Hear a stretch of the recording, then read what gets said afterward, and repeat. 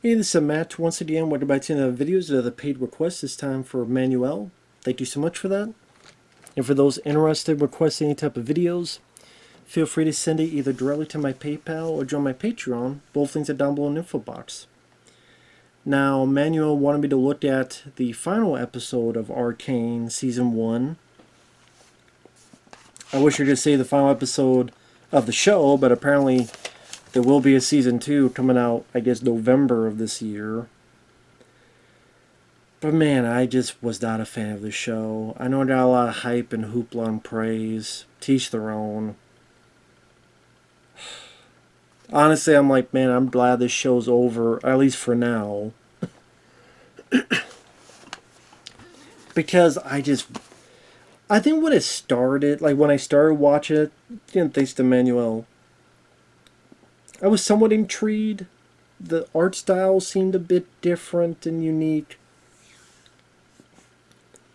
You know, it's a story we've seen many times before. The rich is over there, the poor is over here, opposing sides, conflict, struggle, war. You got two sisters. You got the more rebellious, tougher one and the more innocent one. And the Dear Prayer where credits due, there were some surprises, like a few episodes in, wow, a group of these characters are killed. There's this big explosion, separation, and then it takes place sometime later. It definitely makes you go, oh, whoa, pause for a minute. Whoa, what's going on? Whoa. But to be honest, I didn't really like what it became. I had issues before, but what it became just was not really interesting to me. You know, I looked at the characters. Vi, tough, can fight, and really, the only times I was really intrigued with her is when she was fighting, which is maybe once per episode, if that. Jinx, I was kind of going with her, but then like I would get annoyed like everyone else how she kept screwing up like a Jinx. And then she screwed up so royally and got people killed, and then I could see why the sisters said piss off. And then later she became this wannabe Harley Quinn. And just really grew to dislike the character. And for me, that's the character I hated the most. Each time she popped up and trying to do like her, again, Harley Quinn, felt like a Harley Quinn wannabe. I know that's not fair to say, but that's just how I viewed it. I just like, oh my god, can this lady shut up and get out of here? Jace, to me, I always thought him as like wannabe Matt Damon. Like they couldn't get Matt Damon, so they did a guy that is trying to kind of sound like Matt Damon. His story was the most boring. If Jinx was the most annoying, this guy was just the most boring to me. He's from a poorer family. He wants to get up to the council. He does. He has his buddy Victor. And once he does, he's able to work things out and marry someone, and he's able to push this one guy off in order to get on the council. He's just a terribly boring character to me. In terms of his backstory, didn't do much for me. His acting performance I thought was rather bland. Silco is the bad guy. He has this thing where he loves Jinx by the end of this. And I'm sitting there going, why do you love Jinx so much? I still to this day don't get it. You say, well, because of this one thing with the... I don't think it was as properly, deeply explained.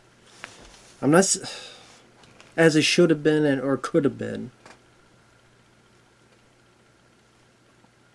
At least to this extent.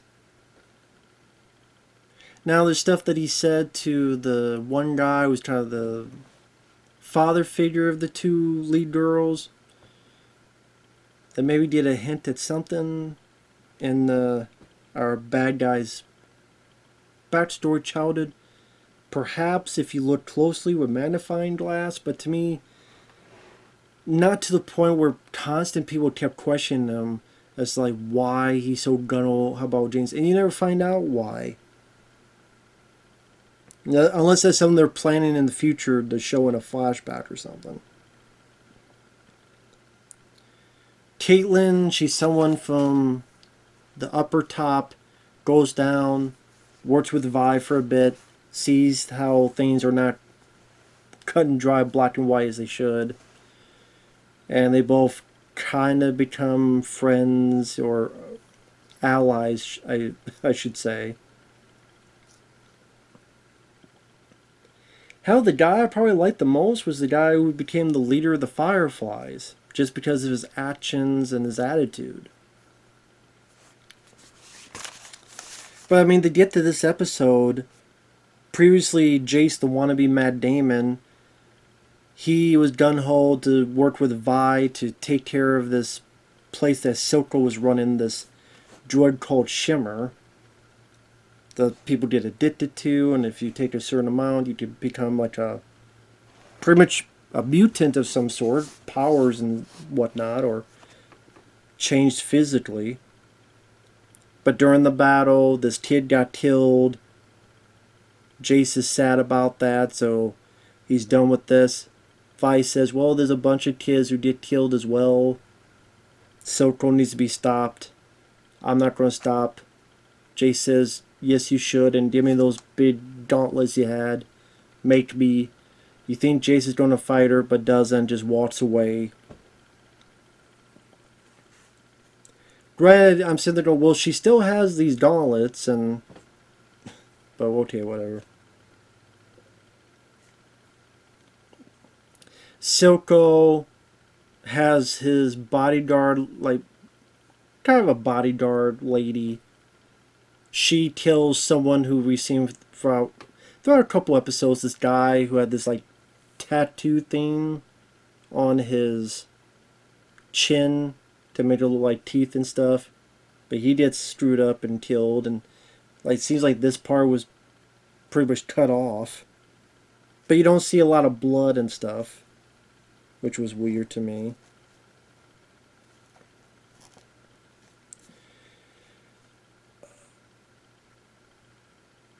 Silco meets the wannabe Matt Damon Jace and pretty much says, here's my demands. Jace goes, oh, this is ridiculous. But at the same time, he wants to make peace. He's really worried about a war, especially what happened with this little kid getting killed. Says, okay, I'll give in to some of your demands, and you can have the city down below Zon and do whatever you want. But there's this you have to do, and also I need Jinx.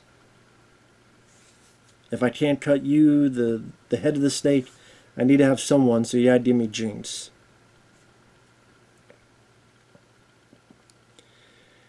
Jinx finds out about this, and she's not too happy. Meanwhile, Vi and Silco's female bodyguard lady, they get into a fight in a bar. Vi is losing, remembers something, of course comes back, beats the hell out of, and screws up the bodyguard lady. The council is upset about, what, you want to do a peace treaty with this guy now? I thought it was kind of ridiculous that they went into this immediate slow-mo. And then, like, coffee or whatever's falling. I'm like, who directed this scene? Zack Snyder? With this slow-mo that I don't think needed to be there. Vi gets knocked out, and then we see this dining table where Vi, Caitlin, and Silco, they're tied up. Jane's pretty much trying to figure out what to do next. Trying to get Vi to do stuff. One thing leads to another. Caitlin tries to escape. May shoot her. Jinx gets a drop on her. Vi appeals to her humanity, her past. She starts remembering stuff, having a mental breakdown. Shoots. Kills Silco. Immediately regrets it. Gets sad. Cries over his body. He says, I never would have turned you in. And I love you so much. And you're perfect. I'm like, why do you love her so much? Why do you think she's so perfect? What is it about her that gave you such a daddy boner about? I still don't get that. Even by the end of the season.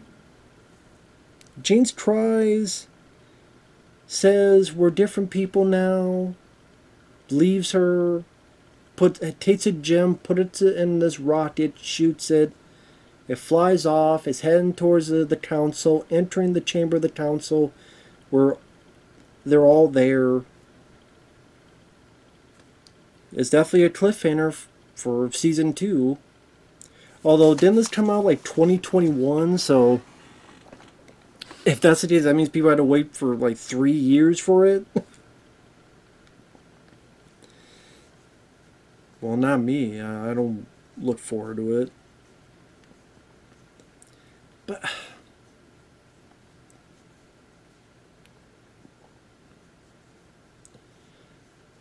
it just didn't feel like much really.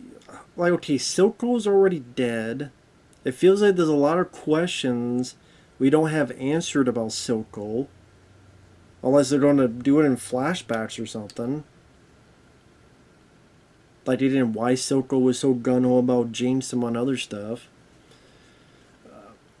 Victor, his story kind of went barely anywhere because he was wannabe Matt Damon's buddy, and he wants this thing because the Shimmer, because we're able to control it, you do X, Y, and Z things of magic for our city, make the economy and everything else prosper, but at the same time, to hopefully cure my affliction and me being crippled and stuff.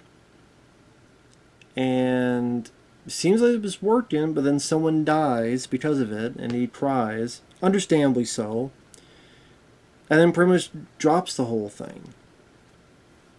Now, on one end, I guess that does make sense, because someone died because of it, you feel guilty of it, so it makes sense on a character note, but you're thinking, I don't know, something else was going to come into play for that character? I guess in season 2, maybe.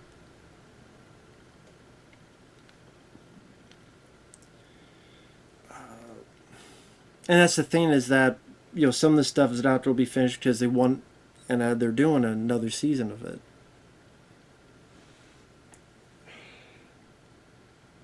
Like I said, the story, okay, now it's like trying to make it seem as if Jinx is now going to be the head bad guy and the head villain when they go into season 2. Like, great, I want to see more of this lady trying to be Harley Quinn. Well, I'll look forward to that. And I don't know what is the animation.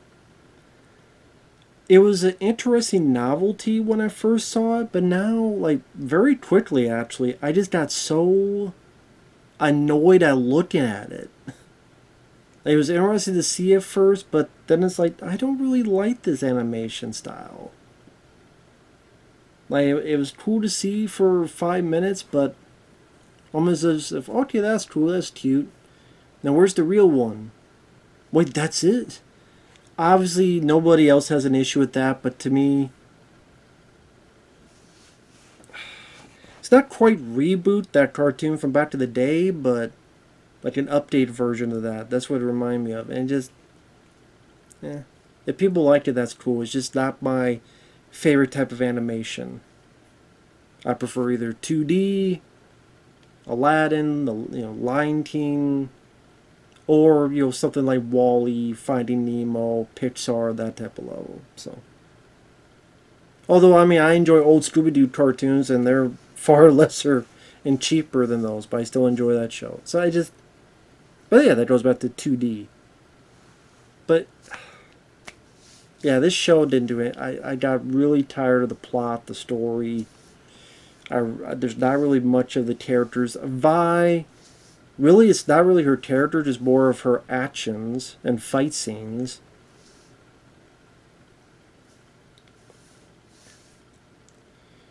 Jinx just came off as annoying. Wannabe Matt Damon, I thought was wannabe Matt Damon, and I like Matt Damon, but this guy felt even more boring than him. I thought Silco was going to get like a, I don't know, bigger, more grander, like something more to his death, but really it's the catalyst for Jinx to be who she is and do what she does at the end of the season. Yeah, I just wasn't in love with this like other people were. Just wasn't for me. If it was for you, that's cool. Just not my cup of tea. With that said, thanks for watching. Take care, and we'll see you guys later. Bye bye for now.